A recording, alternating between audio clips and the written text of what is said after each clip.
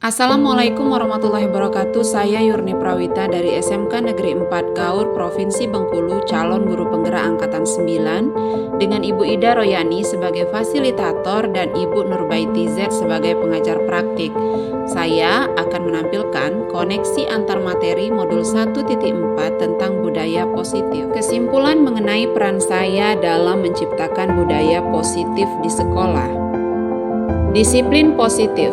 Ki Hajar Dewantara menyatakan bahwa untuk mencapai kemerdekaan atau dalam konteks pendidikan kita saat ini, untuk menciptakan murid yang merdeka, syarat utamanya adalah harus ada disiplin yang kuat. Disiplin yang dimaksud adalah disiplin diri yang memiliki motivasi internal. Jika kita tidak memiliki motivasi internal, maka kita memerlukan pihak lain untuk mendisiplinkan kita atau motivasi eksternal, karena berasal dari luar, bukan dari dalam diri kita sendiri. Refleksi pemahaman saya adalah bahwa disiplin positif haruslah diterapkan dengan cara mengajarkan anak bertanggung jawab dan menumbuhkan kesadaran diri berdasarkan nilai-nilai kebajikan. Hal tersebut bisa dilakukan dengan kontrol yang baik bagi diri sendiri dalam bertindak dan bertutur. Disiplin positif akan membuat murid memahami dan menyadari sebuah tindakan berdasarkan motivasi internal, bukan disebabkan paksaan, hukuman, maupun pujian. Motivasi manusia. Motivasi adalah dorongan manusia untuk melakukan suatu tindakan. Diane Gosen dalam bukunya Restructuring School Discipline menyatakan ada 3 motivasi perilaku manusia. Yang pertama, untuk menghindari ketidaknyamanan atau hukuman. Yang kedua, untuk mendapatkan imbalan atau penghargaan dari orang lain. Dan yang ketiga, untuk menjadi orang yang mereka inginkan dengan menghargai diri sendiri dengan nilai-nilai yang mereka percaya. Refleksi pemahaman saya adalah motivasi diharapkan berada pada posisi ketiga, yaitu seseorang melakukan sesuatu karena nilai-nilai yang mereka yakini dan hargai. Dan mereka melakukannya karena mereka ingin menjadi orang yang melakukan nilai-nilai yang mereka yakini tersebut. Ini adalah motivasi yang akan membuat seseorang memiliki disiplin positif karena motivasi berperilakunya bersifat internal, bukan eksternal. Ketika murid-murid kita memiliki motivasi tersebut, mereka telah memiliki motivasi intrinsik yang berdampak jangka panjang. Motivasi yang tidak akan terpengaruh pada adanya hukuman atau hadiah. Mereka akan tetap berperilaku baik dan berlandaskan nilai-nilai kebajikan karena mereka ingin menjadi orang yang menjunjung tinggi nilai-nilai yang mereka hargai. Hukuman dan penghargaan. Hukuman bersifat tidak terencana atau tiba-tiba. Anak atau murid tidak tahu apa yang akan terjadi dan tidak dilibatkan.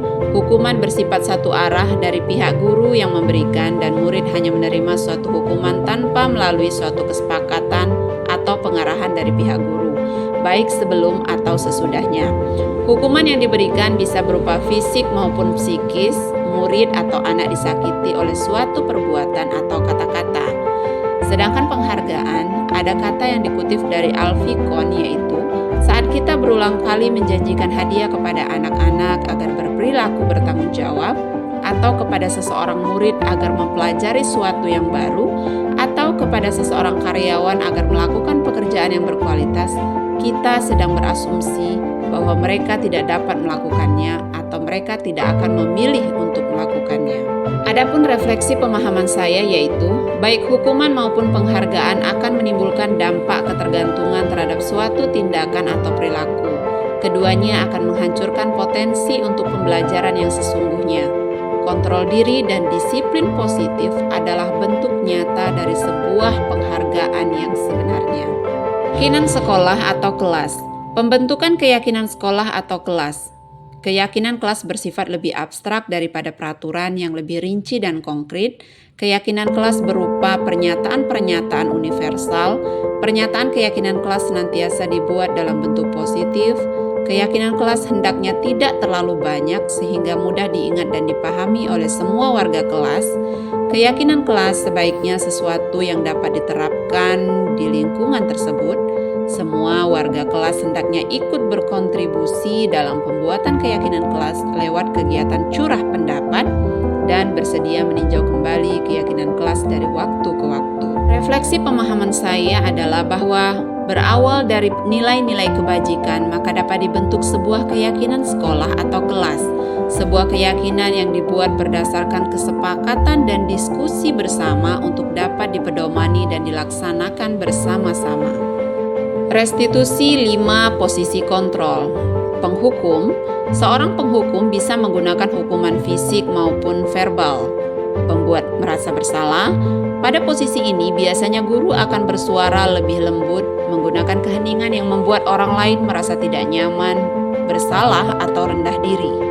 Teman, guru pada posisi ini tidak akan menyakiti murid, namun akan tetap berupaya mengontrol murid melalui persuasi. Posisi teman pada guru bisa negatif ataupun positif. Pemantau, memantau berarti mengawasi. Pada saat kita mengawasi, kita bertanggung jawab atas perilaku orang-orang yang kita awasi.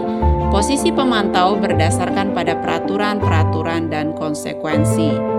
Manajer, posisi manajer adalah posisi di mana guru berbuat sesuatu bersama dengan murid, mempersilahkan murid mempertanggungjawabkan perilakunya, mendukung murid agar dapat menemukan solusi atas permasalahannya sendiri. Refleksi pemahaman.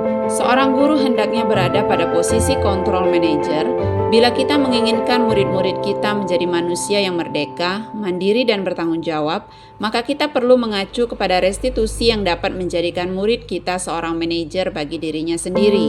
Di manajer, murid diajak untuk menganalisis kebutuhan dirinya maupun kebutuhan orang lain. Di sini penekanan bukan pada kemampuan membuat konsekuensi, namun dapat berkolaborasi dengan murid bagaimana memperbaiki kesalahan yang ada atau belajar dari kesalahan. 5 kebutuhan dasar manusia. 1. Kebutuhan bertahan hidup atau survival. 2. Kasih sayang dan rasa diterima atau love and belonging. 3. Kebebasan atau freedom. 4. Kesenangan atau fun. Dan 5. Penguasaan atau power. Fleksi pemahaman. Semua yang kita lakukan adalah usaha terbaik kita untuk mendapatkan apa yang kita inginkan. Ketika kita mendapatkan apa yang kita inginkan, sebetulnya saat itu kita sedang memenuhi satu atau lebih dari satu kebutuhan dasar kita. Ketika seorang murid melakukan suatu perbuatan yang bertentangan dengan nilai-nilai kebajikan atau melanggar peraturan, hal itu sebenarnya dikarenakan mereka gagal memenuhi kebutuhan dasar mereka. Fungsi segitiga restitusi. Yang pertama, menstabilkan identitas, kemudian memvalidasi tindakan yang salah dan menanyakan keyakinan. Adapun kalimat yang bisa digunakan antara lain, kamu tentunya punya alasan mengapa melakukan itu. Adakah cara yang lebih efektif untuk mendapatkan apa yang kamu butuhkan? Setiap orang pasti pernah melakukan kesalahan. Keyakinan kelas apa yang telah kita sepakati? Kamu ingin menjadi orang seperti apa? Dan kamu bukan satu-satunya yang pernah melakukan ini.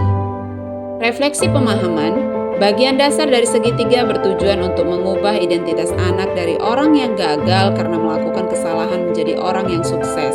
Semua tindakan manusia, baik atau buruk, pasti memiliki maksud atau tujuan tertentu. Hal ini harus difahami seorang guru dalam memahami perilaku siswa. Tahap akhir dari restitusi adalah anak akan siap untuk dihubungkan dengan nilai-nilai yang dia percaya dan berpindah menjadi orang yang dia inginkan. Hal menarik bagi saya dan di luar dugaan adalah bahwa untuk menjadi seorang guru yang profesional membutuhkan proses panjang dan begitu banyak pemahaman, tahapan, hingga kontrol masalah yang harus diketahui. Posisi manajer merupakan posisi akhir yang seharusnya dimiliki seorang guru dalam menjalankan tugas dan perannya, dan merdeka belajar merupakan mimpi nyata yang harus diwujudkan bersama untuk pendidikan Indonesia seutuhnya. Dan materi budaya positif dengan filosofi Ki Hajar Dewantara, nilai dan peran guru penggerak serta visi guru penggerak adalah dengan menjalankan budaya positif di sekolah maka akan mempermudah dalam tercapainya tujuan pendidikan nasional sesuai dengan filosofi Ki Hajar Dewantara, yaitu pendidikan yang berpihak pada murid. Budaya positif dapat terwujud jika seorang guru memiliki 5 nilai guru penggerak, yaitu berpihak pada murid, mandiri, reflektif, kolaboratif, dan inovatif.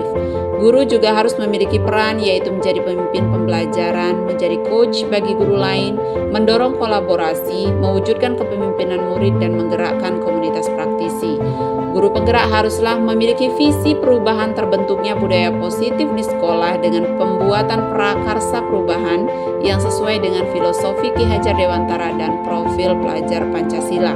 Nah, apa yang terjadi pada cara berpikir Anda dalam menciptakan budaya positif di kelas maupun di sekolah Anda setelah mempelajari modul ini? Setelah mempelajari modul ini, saya mengetahui ternyata penghargaan dapat berdampak kurang baik bagi murid, diantaranya dapat merusak hubungan, mengurangi ketepatan, menurunkan kualitas, dan mematikan kreativitas dan bersifat menghukum. Saya juga menyadari bahwa posisi kontrol yang sering saya lakukan yaitu sebagai pembuat rasa bersalah dan teman. Seharusnya posisi kontrol yang tepat adalah sebagai manajer, menyelesaikan permasalahan dengan metode segitiga restitusi.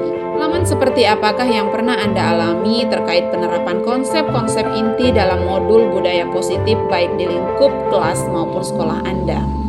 Saya menangani siswa yang sering terlambat masuk ke kelas dengan menggunakan langkah-langkah segitiga restitusi, yaitu menstabilkan identitas, validasi tindakan yang salah, dan menanyakan keyakinan kelas, sehingga siswa menyadari kesalahannya dan berusaha belajar dari kesalahan.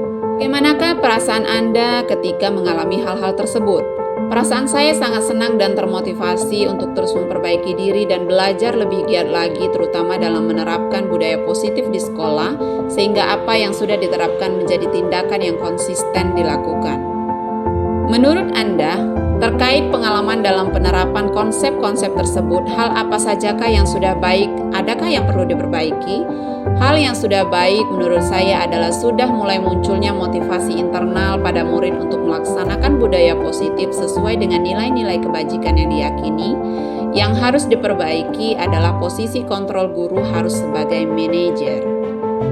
Sebelum mempelajari modul ini, ketika berinteraksi dengan murid berdasarkan 5 posisi kontrol, posisi manakah yang paling sering Anda pakai dan bagaimana perasaan Anda saat itu? Setelah mempelajari modul ini, posisi apa yang Anda pakai dan bagaimana perasaan Anda sekarang? Apa perbedaannya? Sebelum mempelajari modul ini, posisi kontrol saya adalah pembuat rasa bersalah dan teman. Perasaan saya saya selalu diliputi rasa bersalah karena harus membuat anak merasa selalu salah atas tindakan yang mereka lakukan. Dengan posisi kontrol teman terkadang membuat saya merasa hanya dekat dengan siswa tertentu saja.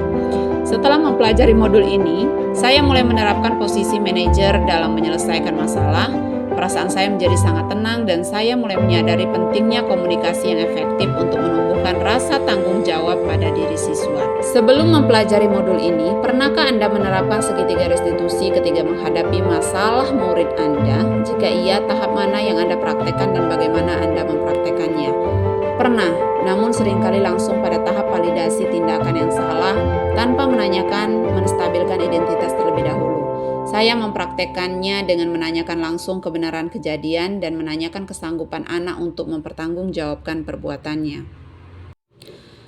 Selain konsep-konsep yang disampaikan dalam modul ini, adakah hal-hal lain yang menurut Anda penting untuk dipelajari dalam proses menciptakan budaya positif, baik di lingkungan kelas maupun sekolah? Hal lain yang penting dipelajari dalam proses menciptakan budaya positif adalah melakukan kolaborasi dengan seluruh warga sekolah dan orang tua atau wali murid agar budaya positif ini tidak hanya dilakukan di kelas atau sekolah saja, tetapi juga di rumah, sehingga menjadi karakter saat siswa berada di dalam maupun di lingkungan luar sekolah. Rancangan tindakan aksi nyata modul 1.4 tentang budaya positif. Judul modul Membangun Budaya Positif oleh Yurni Prawita dari SMK Negeri 4 Kaur, Provinsi Bengkulu.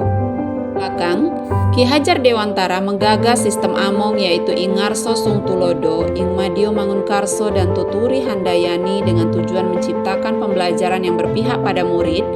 Guru haruslah menuntun anak sesuai dengan kodrat alam dan kodrat zaman. Dalam hal menuntun, seorang guru harus memiliki nilai dan peran yang akan menghantarkan peserta didik pada profil pelajar Pancasila melalui keyakinan dan budaya positif, sehingga anak menjadi orang yang mereka inginkan dan menghargai diri sendiri dengan nilai-nilai yang mereka percaya. Ketika murid telah memiliki motivasi intrinsik yang berdampak jangka panjang, motivasi yang tidak akan terpengaruh dengan adanya hukuman atau penghargaan, maka mereka akan berperilaku baik, berlandaskan nilai-nilai kebajikan yang mereka percaya dan yakini untuk mencapai cita-cita dan tujuan yang mulia. Tujuan, 1. Mewujudkan merdeka belajar dengan memberikan kebebasan dalam mengemukakan pendapat melalui keyakinan dengan nilai-nilai kebajikan yang siswa inginkan secara terbuka dan demokratis. 2. Mewujudkan budaya positif melalui pembiasaan disiplin positif berdasarkan keyakinan kelas bersama dengan kesadaran diri dan tanpa tekanan. 3. Membentuk karakter baik dengan kolaborasi aktif bersama semua warga sekolah, guru, dan peserta didik. 4. Menumbuhkan motivasi intrinsik sehingga peserta didik melaksanakan budaya positif yang konsisten di dalam maupun di luar lingkungan sekolah.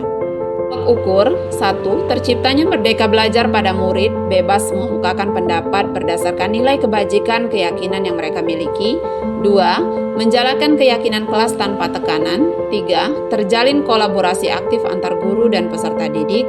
Dan 4. Peserta didik konsisten melakukan budaya positif di dalam maupun di luar lingkungan sekolah. Lini masa tindakan yang akan dilakukan. 1. Meminta persetujuan dari kepala sekolah untuk membuat aksi nyata tentang budaya positif di sekolah. 2. Mensosialisasikan kepada siswa dan membimbing siswa untuk membuat keyakinan kelas. 3. Membuat keyakinan kelas berdasarkan kesepakatan bersama. 4. Mencetak keyakinan kelas berbentuk poster atau mading. 5. Pemasangan poster atau mading keyakinan kelas. 6. Mensosialisasikan dan membimbing rekan guru secara kolaboratif membuat keyakinan kelas yang sudah pernah dipraktikkan. Dan terakhir, konsisten melakukan budaya positif dan disiplin positif sesuai dengan nilai-nilai kebajikan. Dukungan yang dibutuhkan. 1. Persetujuan kepala sekolah dalam aksi nyata yang akan saya lakukan. 2. Dukungan rekan sejawat secara kolaboratif aktif untuk mewujudkan kegiatan ini. 3. Partisipasi aktif dari peserta didik untuk terbuka menyampaikan keyakinan kelas sesuai dengan nilai-nilai kebajikan yang mereka yakini. 4. Dukungan dari seluruh warga sekolah termasuk tenaga kependidikan, orang tua atau wali murid dan pemangku kepentingan agar aksi nyata ini dapat dilaksanakan dengan sukses dan lancar. Dan 5. Fasilitas pendukung sarana dan prasarana sekolah. Wassalamualaikum warahmatullahi wabarakatuh. Terima kasih telah menyaksikan video ini. Salam guru penggerak, tergerak, bergerak.